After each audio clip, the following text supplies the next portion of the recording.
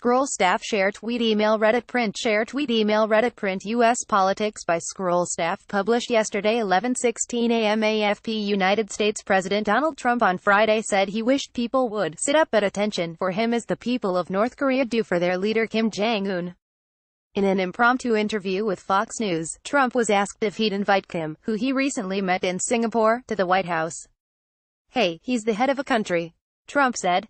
"He speaks and his people sit up at attention.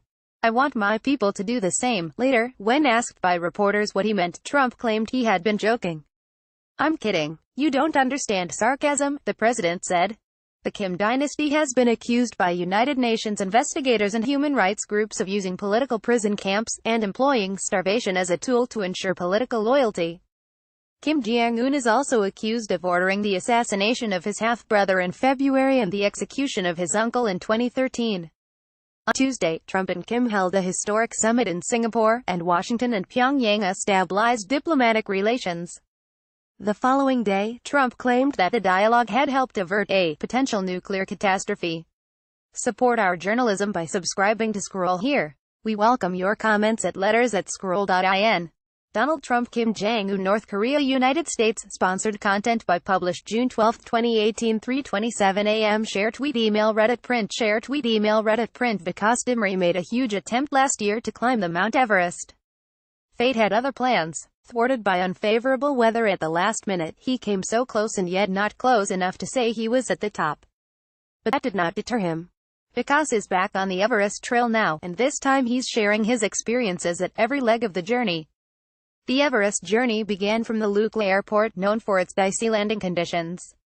It reminded him of the failed expedition, but he still moved on to Namche Bazaar, the staging point for Everest expeditions, with a positive mind. Vikas let the wisdom of the mountains guide him as he battled doubt and memories of the previous expedition.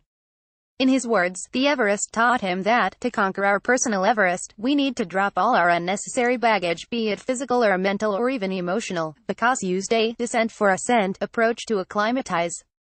In this approach, mountaineers gain altitude during the day, but descend to catch some sleep. Acclimatizing to such high altitudes is crucial as the lack of adequate oxygen can cause dizziness, nausea, headache and even muscle death.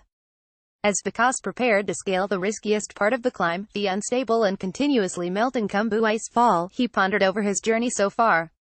His brother's diagnosis of a heart condition in his youth was a wake-up call for the rather sedentary Vikas, and that is when he started focusing on his health more.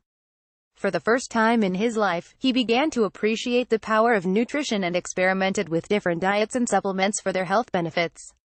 His quest for better health also motivated him to take up hiking, marathon running, squash and, eventually, a summit of the Everest.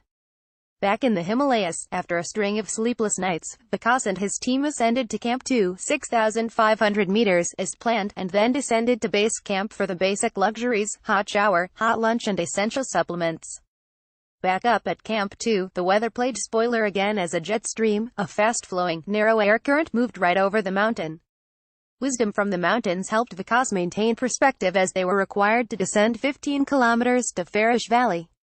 He accepted that strength lies not merely in chasing the big dream, but also in accepting that things could go wrong. At Camp 4, 8,000 meters, famously known as the Death Zone, Vikas caught a clear glimpse of the summit, his dream standing rather tall in front of him. It was the 18th of May 2018 and Vikas finally reached the top. The top of his Everest. The top of Mount Everest. Watch the video below to see actual moments from Vikas' climb. Vikas credits his strength to dedication, exercise and a healthy diet. He credits dietary supplements for helping him sustain himself in the inhuman conditions on Mount Everest. On heights like these where the oxygen supply drops to 1/3 road levels on the ground, the body requires 3 times the regular blood volume to pump the requisite amount of oxygen. He, thus, doesn't embark on an expedition without double-checking his supplements and uses Livogen as an aid to maintain adequate amounts of iron in his blood. Livogen is proud to have supported Vikas Dimri on his ambitious quest and salutes his spirit. To read more about the benefits of iron, see here. To read Vikas Dimri's account of his expedition, click here. This article was produced by the Scroll marketing team on behalf of Livogen and not by the Scroll editorial team.